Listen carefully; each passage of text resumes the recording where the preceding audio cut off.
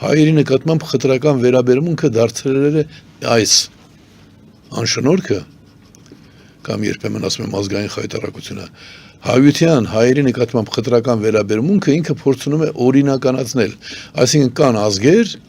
բայց կան այդ ազգերից ցածր մակարդակի գտնվող մարդկային հավաքականություն, դրանք հայերն են։ Տեսեք, 2-3 անգամ ավելի շատ մարդ է արտագաղթել Ադրբեջանից, քան Հայաստանից է արտագաղթել ադրբեջանցի։ Բայց Ադրբեջանի բռնապետը հայտարարում է դրա մասին եւ պահանջներ ներկայացնում Հայաստանի կողմից լռություն, այսինքն, հա, նրանք իրավունք ունեն, ինչ որ իրավունքներ ունեն, հայերը իրավունք չունեն։ 120,000 արցախցիներ աշխարհի աչքի առաջ դուրս են մղվել եւ աշխարհը փորձում է դատապարտել ամեն անգամ հանդիպելով այսօրվա իշխանությունների դիմադրություն, այսինքն այսօրվա իշխանությունները զբաղված են նրանով, որ հայերն ասեն հայեր, դուք ստոր կարգի ցեղախումբ եք, տեղներդ վեր ընկեք, իր բառերն եմ ասում։ Այն սիրո այդ նշանը, որ անում է ես հարճերից սիրում եմ, դուք իմ հարճն եք, իմ ճորտն եք։ Նաև տղամարդ հարճերին է սիրում, սարսափերին տղամարդ հարճն է։ Եվ այստեղ այդ խտրականությունը իսկ մեր քաղաքակրթության հիմքում ընկած է մի բան։ Գիտեք, որպեսզի մարդիկ հասկանան, որ ես հիմնավոր եմ խոսում, օրինակ դեմոկրատիա ժամանակին նշանակում էր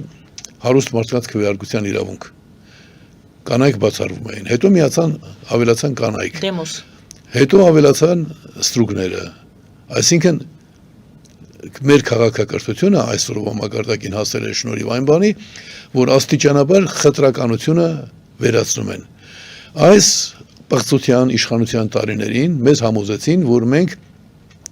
պիտի ոչ թե արդարության մասին խոսենք, այլ խոսենք խաղաղության մասին։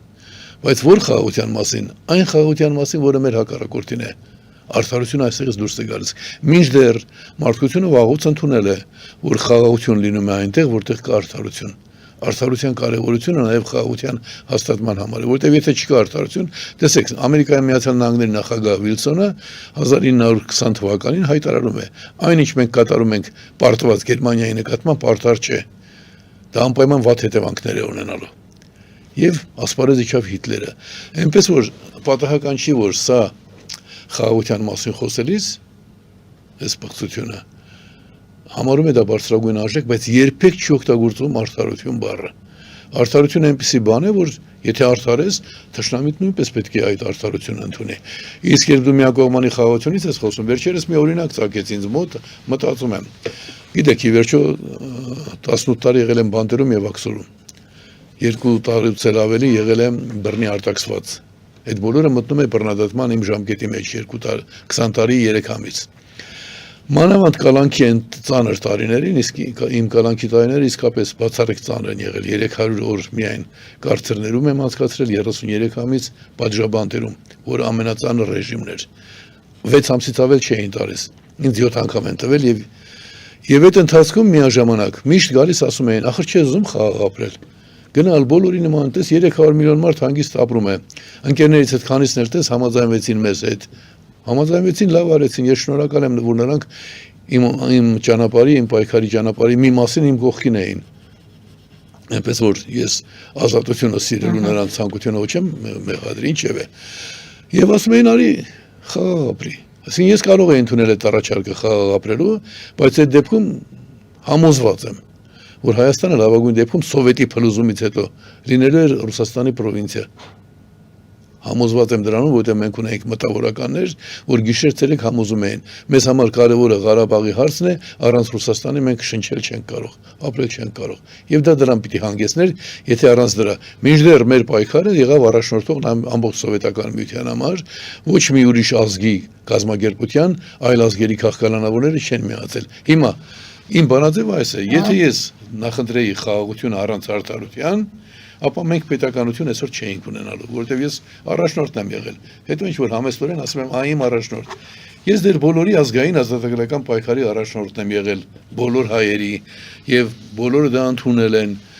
ի վերջո իմ ծրագիրն է իրականացել անկախություն հանրաքվեի ճանապարհով, որը ես 73 թվականին եմ գրել շրջանառության մեջ։ Այնպես որ որպես ազգային առաջնորդ նույնպես էս դիմումս եթե նկատել եք ավարտվում է նրանով, որ ասում եմ ես քեզ չեմ դիմում որպես շարքային քաղաքական գործիչ։ Այո, շարքային քաղաքական գործիչ եմ, բայց դիմում եմ այն 2.400.000 մարդկանց անունից, ովքեր հավատալով ինձ ձայն են տվել անկախության գաղափարին։ Իմ ծրագրին են ձայն տվել։ Նրանցից շատերը այսօր կենթանի չեն։ Ես հրաշքով էստեղ եմ, բայց դա ինձ պարտավորեցնում է, որ նաև նրանց անունից ոչ ասեմ։ Անարդար խաղաղություն մեզ պետք չի։ Անարդար խաղաղությունը նշանակում է մեզ ակամա դրդել ձգտման փոխհատուցելու այդ անարդարությունը։ Ճանապարհը հետևյալն է։ Ինքը հասկանում է ինչ եմ ասում ես, ուղղում է իր սխալը, բայց այդ սխալը ուղղել նշանակում է լավագույն դեպքում 2-3 ամսից ինքը պիտի իր համար լավագույն դեպքում եմ ասում,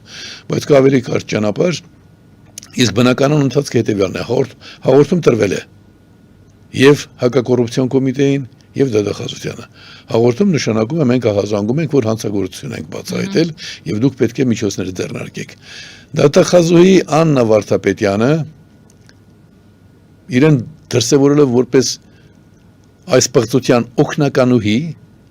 այն հին կարգավիճակում է իրեն պատկերացնում,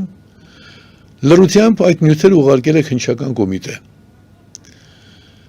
Քննչական կոմիտեն ուղարկելուց հետո ինքը պիտի հետևեր, որովհետև շատ լուրջ մեղադրանք է ներկայացված։ Ինքը չի հետևել։ Քննչական կոմիտեն չի պատասխանել։ Հակակոռուպցիոն կոմիտեն պատասխանել է, որ փաստեր չկան։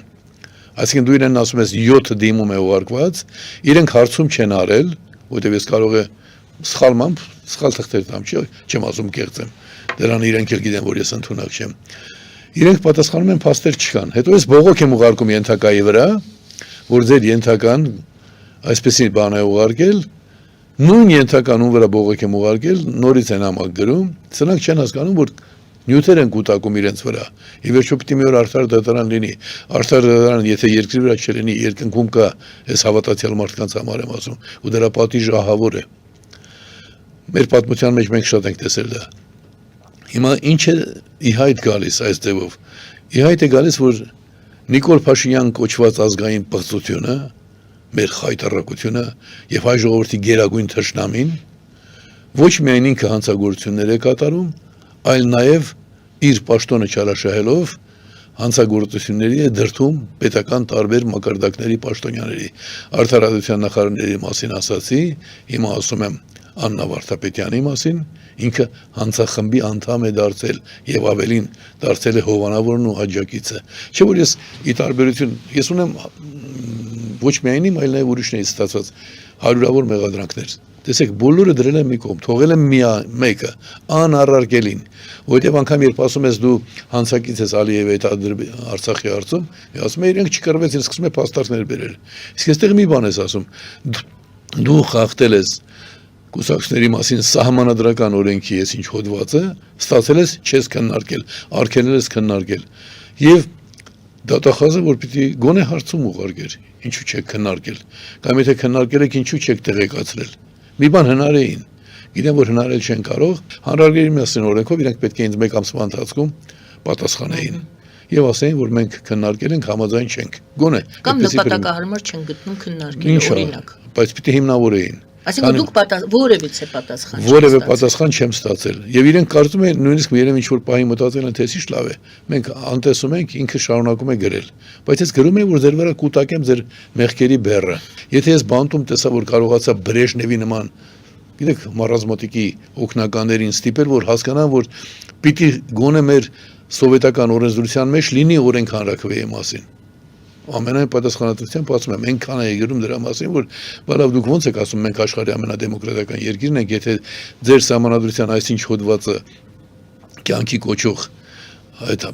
ժամանակ չէր կոչվում հանրաքվե, կոչվում էր համաժողովրդական հարցում։ Համաժողովրդական հարցում երևույթը կյանքի կոչող օրենք չունեք։ Այնքան գրեցի, մինչև որ ինքը նոր սահմանադրություն ընդունելիս դիմումների ռազմավարություն եք։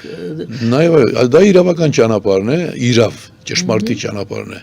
Աստված ես եմ ճշմարտություն ասում Աստված։ Ուրեմն ճշմարտության ճանապարհով պետք է գնալ։ Ցավոք սրտի այսօրվա անդիմադիր, մանավանդ խորհրդարանական անդիմադիր ուժերը այս դրան պետք է ուշադրություն դարձնեին։ Հասարակ բան է, բայց իրենք չգիտեմ ինչով են ապրում։ Լավ, ասենք իրենց ղեկավարները գիտեմ ինչով են ապրում։ Փողին, նյութին մեռած, պատահականորեն իշխանության եկած, եթե Լևոն Տեր-Պետրոսյանը Ռոբերտ Քոչարյանին չնշանակեր վարչապետ։ Ռոբերտ Քոչարյանն ով էր, անհայտության մեջ կորած մի մարդ։ Բացարձակ։ Ես իր հետ շփվել եմ, նույնիսկ Պրագայի կոնֆերանսին եմ հրավիրել 1990 թվականին, շատ եմ հավանել, այնտեղ իրեն շատ լավ էր պահում ադրբեջանցիների հետ բանակցություններում, հարցը նրա մասին չի, որ խրոխտ, չէ, բանակցում էին եւ եկան եզրակացության, հայտարարի եկան, որ առանց ուժի որևէ հարց մենք պիտի լուծենք բանակցություններով, բայց հետո տեսա, որ պայմանավորվեցինք սահմանադրական բարեփոխումների հարցում, Բաթե Վազգեն Սարգսյանն ու Կարեն Դեմիրճյանը չեն ուզում, որ դու այդ գործով զբաղվես, իրենք էլ ընտրվել են, բայց դու ինձ բան ես խոստացել, դու իմ ձայներն ես ստացել, այդ ժամանակվանից հասկացա, որ ինքը բան չի, ասենք ինքը գիտեմ ինչ է ուզում, աթոռ եւ իշխանություն,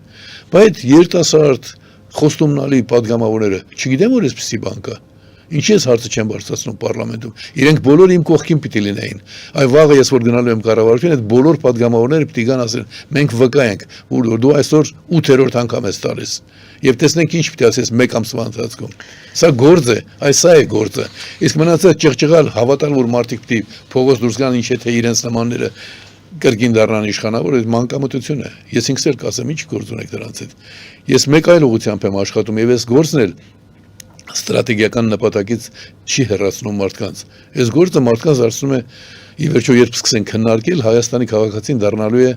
երկրի տերը եւ ավելին ամբողջ աշխարհը որ արհամարանքով է նայում, վաղ Հայաստանի տեղը պիտի իմանա բացարձակ ժողովրդավարության սահմանադրության միջոցով։